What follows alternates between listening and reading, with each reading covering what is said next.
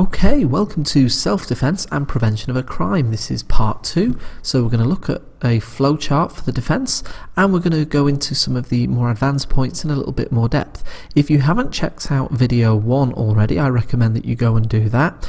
This is going to add to that, and what I'm going to talk about at the start is based on that previous video. As we've seen before, self-defense and prevention of a crime works in essentially 3 steps. We have our starting point, and then our first question was force necessary, and then our second question was force reasonable. When we're writing about that, we're going to follow that exact structure. If you're looking for a copy of this yourself, I've deliberately not made it available, as you should make your own version. That's going to be far more useful for you when it comes to making that. So you can use this video, pause it, go through it, etc. I would sincerely recommend making your own version. So to start with, when we introduce the defense, we're going to introduce it with a sentence like this, and we want to do 3 things. We want to identify who we're talking about, so the defendant. We want to identify the defense that they're going to use, and we want to say why specifically they're going to use it. So I'd start out by saying something like, the defendant may use self-defense or prevention of a crime, whichever one it is, to avoid liability for, and then state the offence. A defence is always a defence to something. So don't say in general, identify the specific kind of liability that they're trying to escape. Now in this opening section, I'll also refer to the starting point as being section 3, Criminal Law Act 1967. I might comment that it's a complete defence, so it will provide a complete avoidance of liability for the offence. And I might, if I've got time, talk about it being a general defence, so it's a defence that's available for virtually any criminal offence. Then we go on to the main part of the discussion, and we start with our first question: was the use of force necessary? Now the most essential bit of information to get down here, even if you leave everything else out, is that this question is answered by the jury depending on the circumstances as the defendant believed them to be. Now this question mostly uses case law, and the leading case is Williams. The principle of Williams is that the defendant can rely on a mistake so long as it is genuine, and it doesn't have to be a reasonable mistake either. If there is a drunken mistake, then O'Grady says that they can't rely on that. And if there is the suggestion of a preemptive strike, there might not be. If there's a suggestion of a preemptive strike, then you'll want to bring in Attorney General's reference number 2 of 1983. If you cannot answer that question as yes, then you can't go any further. The defence will fail. So if the use of force was not necessary, the defence fails here. But if the answer is yes, we go on to part 2. Was the use of force reasonable? The leading statute here, the key statute, is the Criminal Justice and Immigration Act 2008, and in particular section 76, which put a load of old common law onto statutory footing.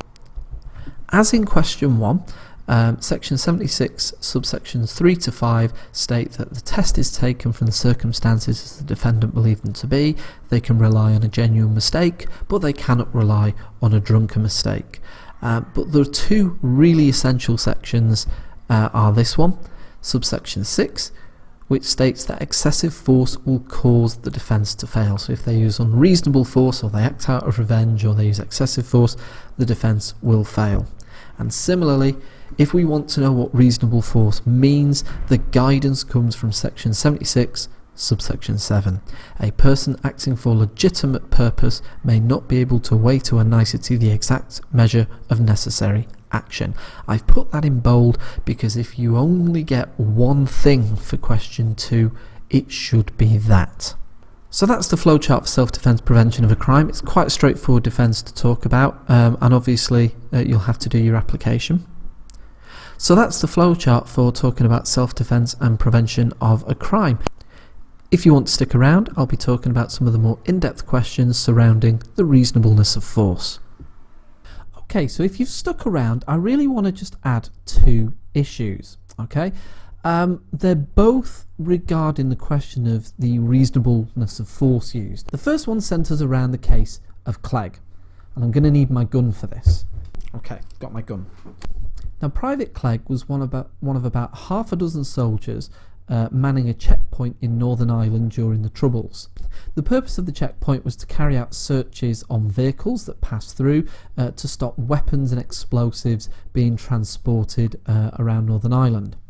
And it's important at this point to row back from the current concerns of terrorism. At the time, the terrorist group, the IRA, were known for carrying out attacks, but they did not use a suicide bomber method. So when you look at the facts of Clegg now, with a more 21st century perspective, we might imagine that he was worried about suicide bombers. But in Northern Ireland at the time, that wasn't how the IRA operated, and it's unlikely that that's how he would have been thinking. So that's out of the way. Now, a soldier further ahead at the checkpoint tried to stop a car. The car slowed down, then immediately sped up towards the checkpoint and blasted its headlights on full to dazzle the soldiers.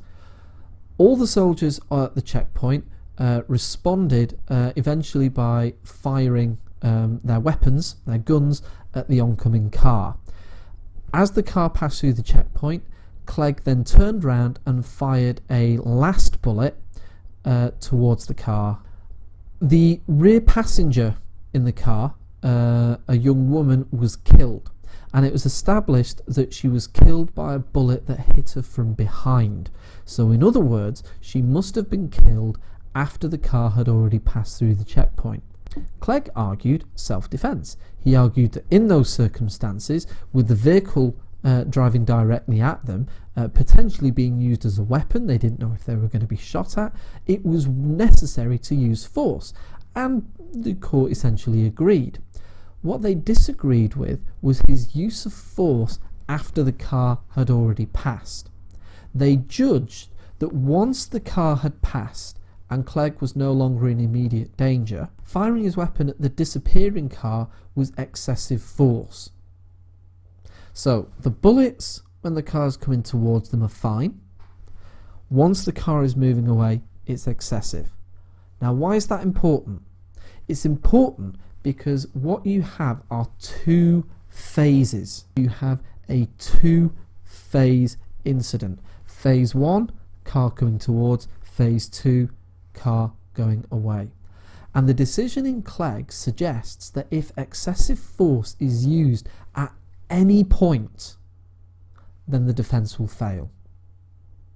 What this means for you is that you should look out for situations where a defendant begins using reasonable force in a situation where it's necessary to use force, but as soon as they cross the line into acting out of revenge, or they go too far, or the force becomes excessive, even if they started out reasonable and in a reasonable and justifiable way, excessive force at a later phase will cause the defence to fail.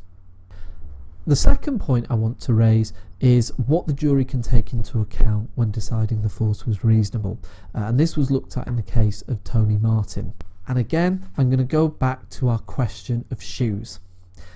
When the jury put themselves in the shoes of the defendant, how much of that do they take into account?